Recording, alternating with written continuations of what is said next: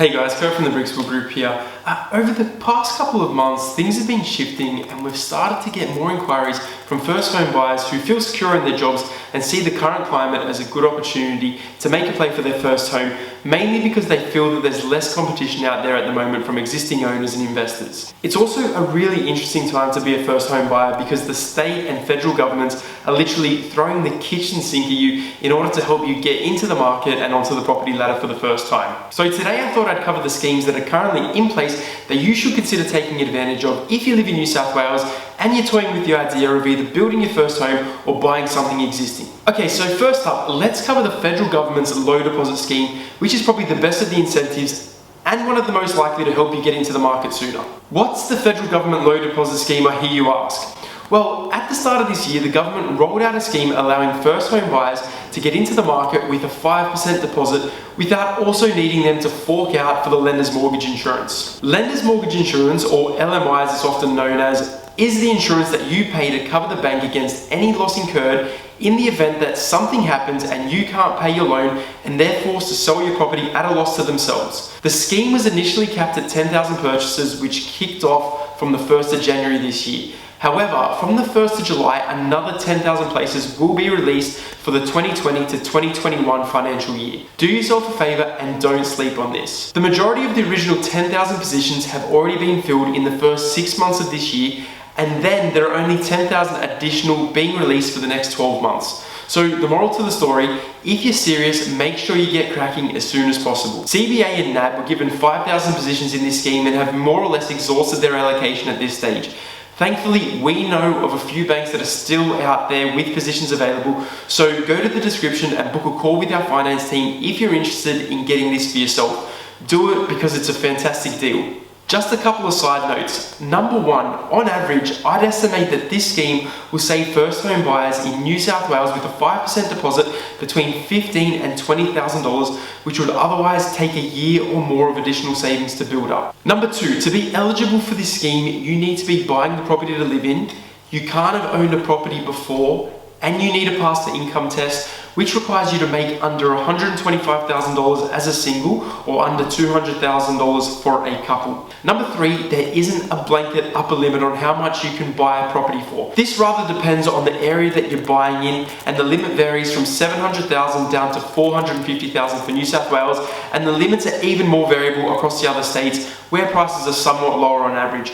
I'll link to the limits for each state and area in the description below. Okay, next, let's talk about stamp duty, aka transfer duty. If you buy an existing property for less than $650,000, you're exempt from paying stamp duty in New South Wales as a first home buyer. If the property is over $650K but under $800K, you'll pay some stamp duty, however, it will be discounted. If you're buying vacant land to build a property on, you're exempt from paying stamp duty too, providing that the block costs less than $350,000. Before you roll your eyes, yes, there are blocks costing south of $350K in pockets of Sydney, the Illawarra and Newcastle, so don't panic, it can be done. FYI, you don't pay stamp duty on the build, so once again, happy days and money in your pocket. Okay, so moving on. The next 2 points are going to relate more to first home buyers looking to build a new home. In New South Wales, you can get a $10,000 first homeowners grant if you decide to build yourself a new home or buy a newly constructed or substantially renovated home. If you get the property built, you'll be able to apply for the grant provided that the combined cost of the land and the build don't exceed $750,000. Once again, that's highly doable. And if you buy a new or substantially renovated property, the limit is $600K.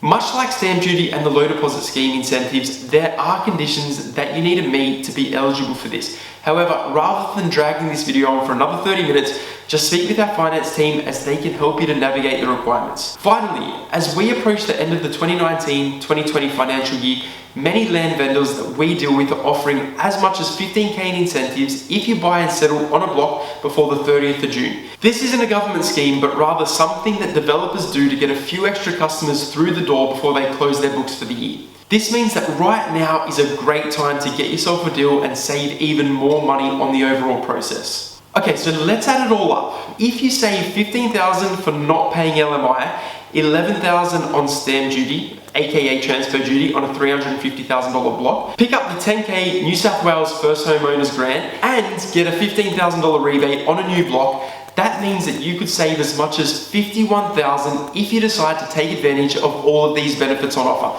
So be smart about what you do here. On top of this, consider that a 5% deposit with basically no entry fees associated with acquiring the property could see you buying a $650,000 home with as little as $32,500 as a deposit.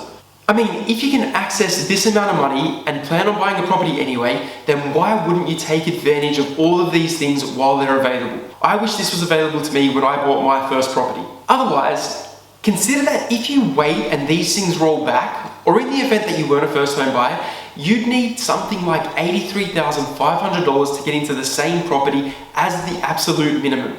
There's also one other thing that you can take advantage of in the event that you don't quite have your deposit sorted just yet, and that relates to the Super Saver scheme. There are a few pros and cons with this, and it will probably be most suitable for people who are a few years away from buying a property at this stage.